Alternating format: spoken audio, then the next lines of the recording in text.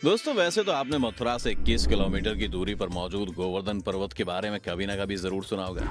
वैसे इसके बारे में कई धार्मिक मान्यताएं भी हैं। इन्हीं में से एक की माने तो कहा जाता है कि सालों पहले तक इसकी ऊंचाई 30,000 मीटर हुआ करती थी, जो आज के दौर में घटते घटते सिर्फ 30 मीटर रह गई है। इसके पीछे छिपी हुई कहानी की माने तो ऐसा कहा जाता है कि इस पर्वत को श्राप दिया गया था कि जैसे जैसे कलयुग खत्म होता जाएगा, इसकी ऊंचाई भी अपने आप कम होती जाएगी। कहा जाता है कि इस पर्वत के सच्चे मन से पूजा करने पर भगवान श्री कृष्ण काफी खुश होते हैं और भक्तों की मांगी हुई मुरादों को जरूर पूरा करते हैं। अब आइए जानते हैं इस पर्वत को श्राप क्यों और किसने दिया था। ऐसा कहा जाता है कि एक बार पुलत्स्य ऋषि मथुरा के पास से होकर गुजर रहे थे, तभी उनकी नजर गोवर्धन नाम के सुंदर से दिखने वाले पर्वत पर पड़ी। आपकी जानकारी के लिए बता दें कि गोवर्धन द्रोणांचल पर्वत का ही बेटा था। पुलत्स्य ऋषि गोवर्धन पर्वत की सुंदरता को देखने के बाद उससे अपना ध्यान नहीं हटा पा रहे थे, जिसके बाद उन्होंने द्रोणांचल से गोवर्धन को काशी ले जाने की बात कही। उन्होंने कहा कि प्रभु, मैं शिव की नगरी काशी में रहता हूँ और आपके पुत्र गोवर्धन को अपने साथ काशी ले जाना चाहता हूँ, जहाँ मैं इसकी दिन रात खूब सेवा करूंगा। ये बात सुनकर वो अपने पुत्र को खोने के डर से बहुत दुखी हुए, लेकिन एक साधु के मांगने पर वो उन्हें मना नहीं कर सकते थे। इसीलिए उन्होंने भारी मन से पुलत्स्य ऋषि को गोवर्धन पर्वत ले जाने के लिए कह दिया।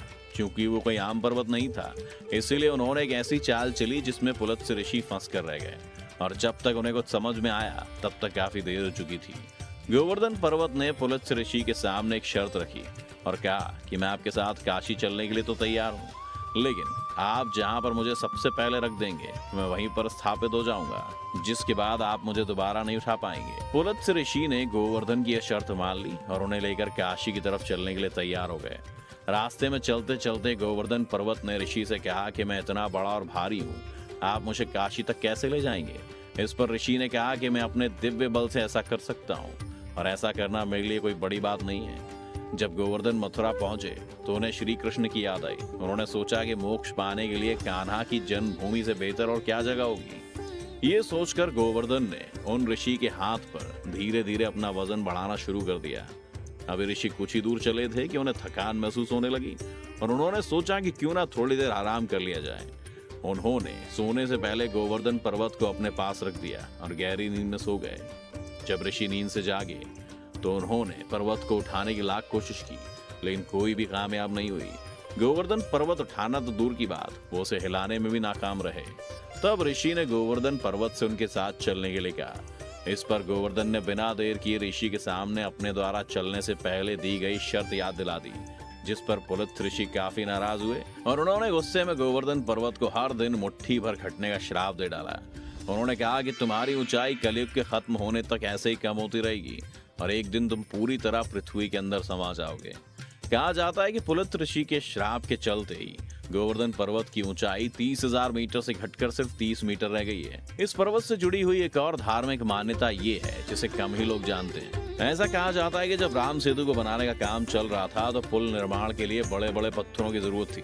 तब हनुमान जी को ऐसे किसी पहाड़ को लाने की जिम्मेदारी दी गई जिन्होंने बिना देर किए देवभूमि उत्तराखंड की तरफ कूच कर दी। जब वो इस पर्वत को उत्तराखंड से लेकर रामेश्वरम जा रहे थे, तभी बीच में भविष्यवाणी हुई कि सेतु बनाने का काम पूरा हो चुका है और पत्थरों को लाने का काम रोक दिया जाए। इसके बाद हनुमान जी ने इस पहाड़ को वृंदावन में ही छोड़ दिया और वापस चले गए। दिवाली के अगले दिन क्यों होती है गोवर्धन की पूजा? एक पौराणिक कथा की माने तो वृंदावन में रहने वाले लोग अच्छी फसल के लिए तब इंद्र देवता की पूजा किया करते थे। बता दें कि भगवान इंद्र को स्वर्ग का राजा माना जाता है, इसलिए एक दिन उन्हें अपनी शक्तियों और पद पर घमंड हो गया।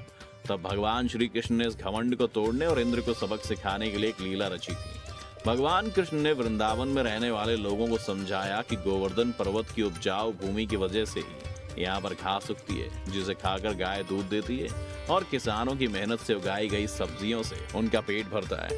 कुल मिलाकर कहें तो इसमें इंद्र का भी कोई योगदान नहीं है। वहीं श्री कृष्ण ने कहा कि गोवर्धन पर्वत की वजह से इतना सब कुछ होता है, इसीलिए इस गांव में रहने वाले लोग इंद्र को छोड़कर गोवर्धन पर्वत की पूजा किया करें।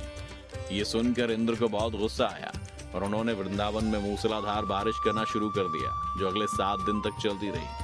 क्योंकि ये लीला भी श्री कृष्ण ने रची थी, इसलिए इंद्र के इस रौद्र रूप से बचने के लिए भगवान श्री कृष्ण ने अपने बाएं हाथ की कन्नी उंगली पर पूरे गोवर्धन पर्वत को उठा लिया, जिसके नीचे यहाँ रहने वाले सभी लोग और जानवर बड़े ही आराम से रहने लगे और गांव वालों को किसी भी तरह का कोई नुकसान नहीं हुआ।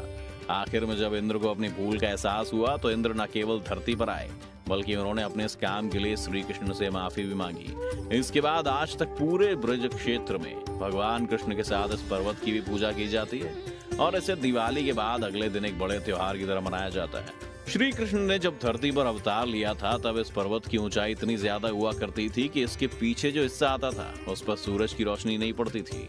लेकिन आज एक श्राप की वजह से इसकी ऊंचाई काफी कम रह गई है। इस पर्वत की परिक्रमा के लिए लोग देश भर से आते हैं। परिक्रमा को पूरा करने के लिए 7 कोस यानी 21 किलोमीटर तक पैदल चलना पड़ता है, जिसे पूरा करने में आमतौर पर 5 से 6 घंटे का समय लगता है। इस पर्वत के बारे में कहा जाता है कि अगर कोई व्यक्ति 4 धाम की यात्रा नहीं कर पाता है तो उसे गोवर्धन पर्वत की परिक्रमा जरूर करनी चाहिए, क्योंकि ऐसा करने से 4 धाम की यात्रा के बराबर ही पुण्य की प्राप्ति होती है। अब सवाल ये उठता है कि क्या वाकई इसकी ऊंचाई एक श्राप की वजह से हर दिन मुट्ठी भर खत्म हो रही है, या मौसम की मार और वक्त ने इस पर्वत को लगभग खत्म होने की कगार पर लाकर खड़ा कर दिया है। हालांकि राज्य सरकार ने इसे बचाने के लिए चारों तरफ से तारबंदी कर रखी है। तो दोस्तों, गोवर्धन पर्वत को दिए गए श्राप के बारे में आपकी क्या राय है? हमारे चैनल को सब्सक्राइब करने के बाद कमेंट करके जरूर बताएं।